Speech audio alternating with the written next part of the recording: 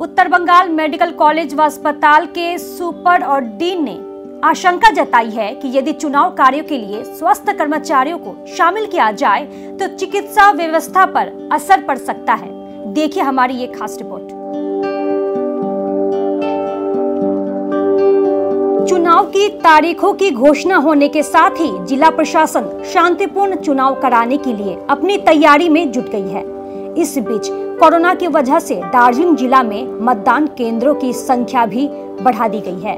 वहीं इस बार तकरीबन विभिन्न विभागों के साथ साथ स्वास्थ्य विभाग से भी भारी संख्या में स्वास्थ्य कर्मचारियों को चुनावी कार्यों के लिए शामिल किया गया है, जिससे स्वास्थ्य प्रबंधन की चिंता बढ़ गई है।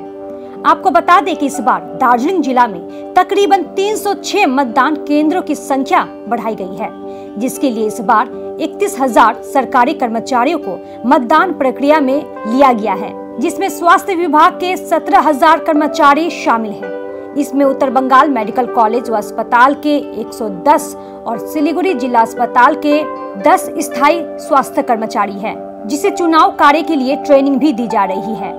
उत्तर बंगाल मेडिकल कॉलेज से जो 110 स्वास्थ्य कर्मचारियों को लिया गया है, उसमें से 23 ग्रुप डी के स्थायी कर्मचारी हैं, जबकि 44 स्वास्थ्य कर्मी जरूरी परिसेवा से जुड़े हुए हैं। बाकी अकाउंटेंट, क्लर्क, ब्लड बैंक व विभिन्न पदों पर कार्यरत है।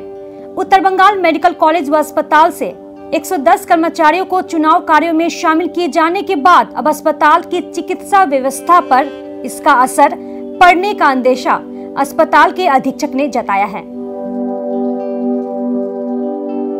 पूरे मुद्दे पर उत्तर बंगाल मेडिकल कॉलेज व अस्पताल के अधीक्षक संजीव मलिक ने कहा कि उत्तर बंगाल मेडिकल कॉलेज में कर्मचारियों की संख्या वैसे ही पहले से कम है।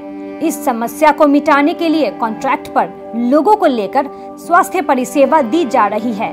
अगर इस बीच चुनाव आयोग 110 स्वास्थ्य कर्मचारियों को चुनाव के लिए लेती है तो फिर चिकित्सा व्यवस्था पर इसका प्रभाव पड़ेगा।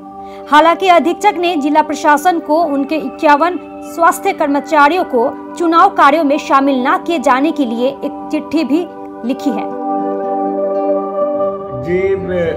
যে চিঠিটা অফিস থেকে ইলেকশন কমিশনের অফিস থেকে এসেছে, সেখানে 110 জন কর্মীকে বিভিন্ন গ্রুপের কর্মীকে ডাকা হয়েছে তাদের ট্রেনিং এর জন্য। এবং যেহেতু এটা পার্মানেন্ট স্টাফদেরই ডাকা হয়, কন্ট্রাক্টটা এর মধ্যে বাইরে, সেহেতু অনেক দিন ধরেই আপনারা জানেন যে হসপিটালে পার্মানেন্ট কর্মচারীর সংখ্যা কম, তো নানান জায়গায় কন্ট্রাক্ট স্টাফ দিয়ে চলে। সেক্ষেত্রে এমনিতেই একটা স্ক্যারসিটি অফ পার্মানেন্ট স্টাফ হসপিটালের মধ্যে রয়েছে। তো সেই 110 জনের লিস্টের মধ্যে অনেকেই আছে যারা কিনা ইমার্জেন্সি কর্মী, যারা হয়তো আউটডোরে ফার্মাসিস্ট বা অনেক ইমার্জেন্সি সার্ভিসের সঙ্গে যুক্ত আছে।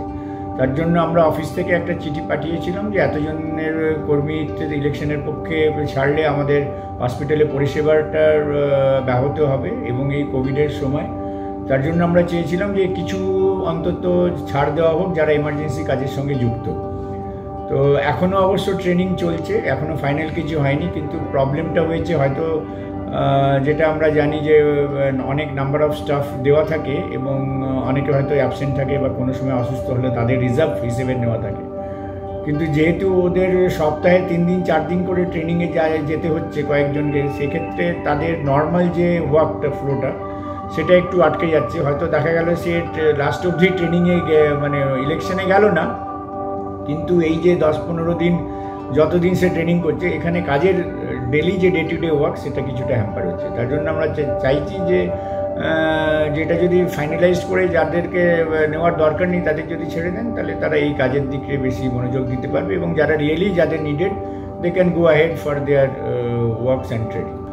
আমরা একটা মোটামুটি 110 জনের মধ্যে আমরা যেটা লিস্টে দেখেছিলাম, সেখানে আমাদের 50 জন মতো কর্মীকে আমরা বলেছিলাম অব্যাহত দিতে, কারণ এটা তো একটা এসেন্সিয়াল সার্ভিস, 100 জন 10 জনকে দেওয়া যায় না।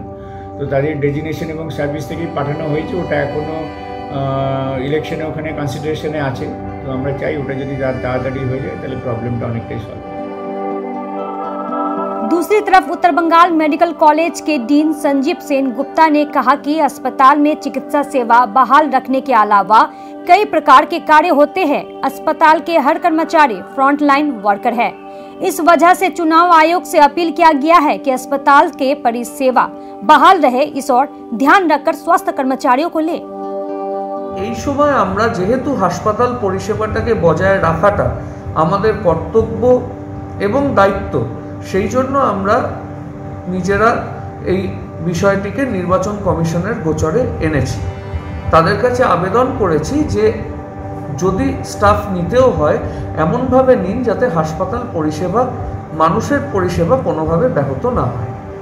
মানুষের সুবিধার জন্য, মানুষের সরকার গঠনের জন্য নির্বাচন, কাজেই সেখানে মানুষের সুবিধাটা সব দিকে বজায় রাখতে হবে।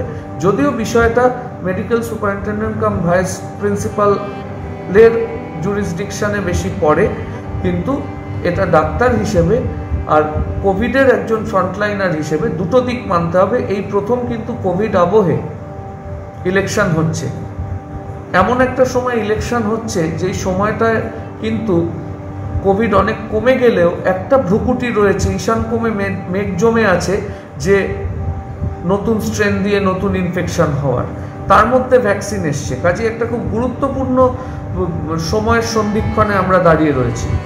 কাজে আমি আশা করব যে নির্বাচন কমিশনের কাছে যে আবেদন গেছে সেটা তারা বিবেচনা করবেন এবং আমাদের স্টাফেরাও নির্বাচনকে সুষ্ঠুভাবে পরিচালনা করার জন্য যাদের শেষ অবধি ডাক আসবে সবাই মিলে সার্বিক সহযোগিতায় মানুষের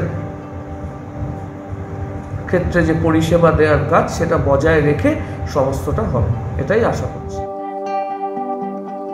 वहीं उत्तर बंगाल मेडिकल कॉलेज व अस्पताल के ब्लड बैंक के प्रमुख मृदुमय दास ने कहा कि उनके ब्लड बैंक से 5 कर्मचारियों को चुनाव कार्यों के लिए शामिल किया गया है, जिससे ब्लड बैंक में काम को लेकर समस्या उत्पन्न हो रही है।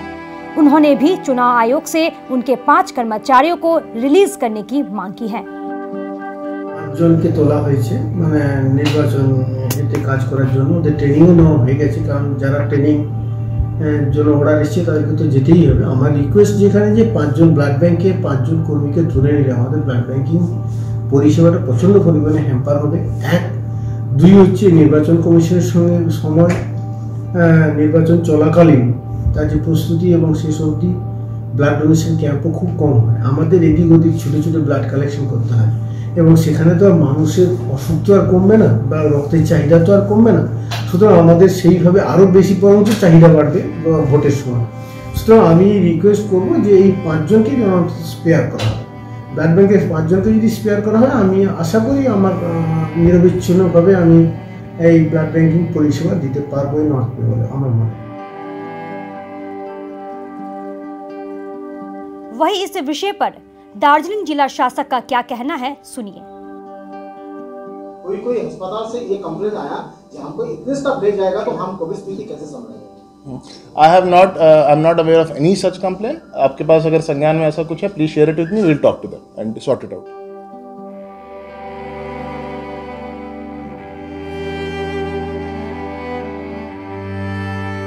चुनाव की तारीखों की घोषणा चुनाव आयोग की तरफ से कर दी गई है और तारीखों की घोषणा होने के बाद चुनाव आयोग के निर्देशानुसार जिला प्रशासन चुनाव कर्मियों को चयनित करने का काम भी शुरू कर दी है। इसी दौरान जिला प्रशासन की तरफ से विभिन्न विभाग और स्वास्थ्य विभाग को मिलाकर तकरीबन 31,000 कर्मियों का चयन किया गया है, जिनको चुनाव कार्य में लगाया जाएगा और इस 31,000 में करीब 17,000 सिर्फ चुनाव कर्मी स्वास्थ्य विभाग की तरफ से हैं और जो स्वास्थ्य विभाग की चिंता बढ़ा रहा है। उत्तर बंगाल मेडिकल कॉलेज से करीब 110 स्वास्थ्य कर्मियों को चुनाव कार्य में लगाने के लिए लेटर दिया गया है। उन लोगों की ट्रेनिंग चल रही है, जिसको लेकर उत्तर बंगाल मेडिकल कॉलेज में चिकित्सा व्यवस्था पर भी थोड़ी सी प्रभाव पड़ना शुरू हो गया है और इस प्रभाव को लेकर उत्तर बंगाल मेडिकल कॉलेज प्रबंधन भी चिंता में है। इसी कारण से उत्तर बंगाल मेडिकल कॉलेज प्रबंधन द्वारा जिला प्रशासन को 51 स्वास्थ्य कर्मियों को रिलीज करने की मांग की गई है, जिससे स्वास्थ्य परिसेवा सामान्य रहे। मेडिकल कॉलेज से Manish Kumar Jha, Siliguri times. Wallpapers done. अब फैन स्टाइलिश और हाईटेक होना चाहिए। फैन तेज चले पर मीटर नहीं। सूर्या फैंस चाहिए आपको। Surya fans stylish, dust free और हाईटेक। चली हवा सूर्या की।